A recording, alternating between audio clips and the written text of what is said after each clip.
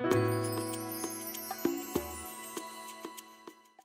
really interesting to see how skilled my students are at multitasking. They're really good at it. And because I'm quite a bit older than they are, typically, I'm not as good at it.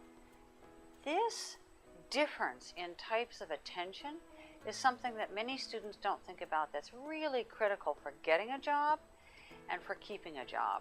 And many employers will want students who are good at multitasking, but they will also want students who are good at the kind of concentration that I'm good at, which is longer focused concentration, because any employment will include serious long projects. Suppose that you're in a very long interview and what you're good at is multitasking but not long-form concentration. Then is not the time to start practicing. It's time to start practicing earlier. And in fact, it's interesting that there's yet a third kind of concentration or focus that most of us need as well, and that is a loose, relaxed, or meditative way of paying attention. What that does is regenerate your creativity and your interest so that you can be more effective on the job. So when you think about getting and keeping a job, my advice would be to practice all three kinds of attention: the relaxed, the really focused, and the multitasking, and to know when it's appropriate to do each. The U.S. Department of Labor tells us that anyone who's 22 will have 14 different jobs by the time he or she is 38. So when I talk to students about preparing for careers, I suggest that it's not appropriate to prepare for only one type of career, but to get a broad education, because the pace of change is so fast that you will almost surely have multiple kinds of jobs and careers in your life.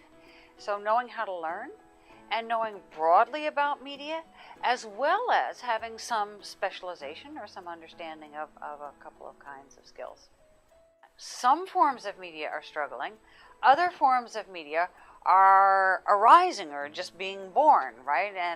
And there's exciting opportunities in those kinds. There are also exciting opportunities in the media which are having trouble. So let's take newspapers, for example. There's a Hofstra graduate who I had the great pleasure to work with a number of times at his time in Hofstra, who actually went to work for USA Today. Now, newspapers are struggling, but he is an action sports videographer, and he has actually been promoted several times, doing very well.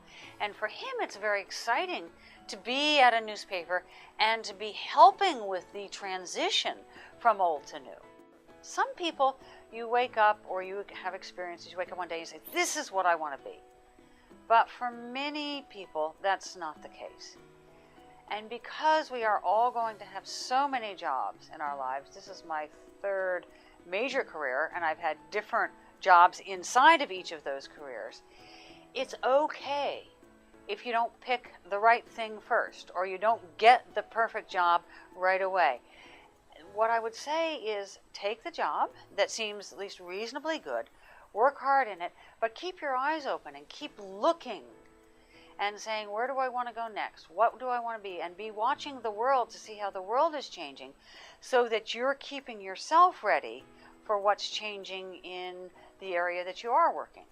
But I guess I would really stress that it isn't just one perfect job. The fact that media is evolving is beneficial for students who pay attention. Students who think when they graduate, okay, done now with school, I'm just going to do my job, then they are the kind of people who will probably have some trouble, because things will not stand still. Everybody has to think about changing. So the fact that media is changing so rapidly, I think, is good for students as long as they keep paying attention.